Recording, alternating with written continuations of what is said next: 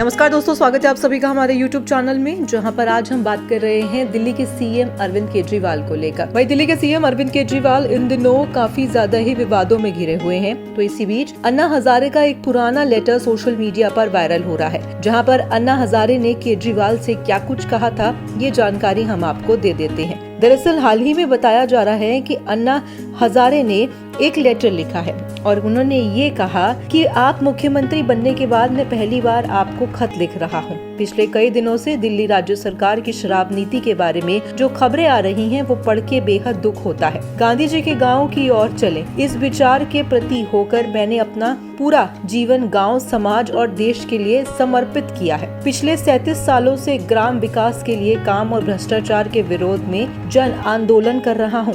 महाराष्ट्र में 35 किलो में 252 तहसील में संगठन बना है। भ्रष्टाचार के विरोध में तथा व्यवस्था परिवर्तन के लिए लगातार आंदोलन किए गए। इस कारण महाराष्ट्र में 10 कानून बन गए हैं। शुरू में हमने गांव में चलने वाली 35 शराब की भट्टियां बंद कर दी। आप लोकपाल आंदोलन के कारण हमारा साथ जुड़े थे। तब से आप और मनीष सिसोदिया कई बार रामगांव, सिद्धि गांव आ चुके हैं।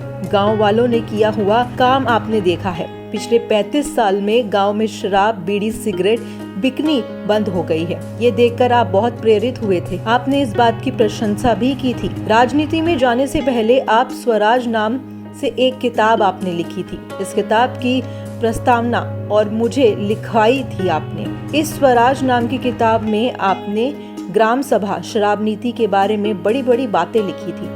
किताब में आपने जो लिखा वो आपको याद दिलाने के लिए मैं तमाम बातें आपको ये लिख रहा हूँ। यानी कि केजरीवाल अब कौन सी किताब उन्होंने लिखी थी कि जिसका जिक्र अन्ना हजारे कर रहे हैं। मगर किताबें तो खैर उन्होंने लिखी होंगी, मगर जिस हिसाब से घोटाले वो लगातार कर रहे हैं, उससे साफ तौर पर जाहिर होता है कि कहीं न कहीं अब केजरीवाल अपनी लिखी चीजें, अपनी बोली बातों को भूल चुके हैं। फिलहाल आज की इस रिपोर्ट में बस इतना ही। चैनल को करें सब्सक्राइब, वीडियो को करें लाइक। धन्यवाद।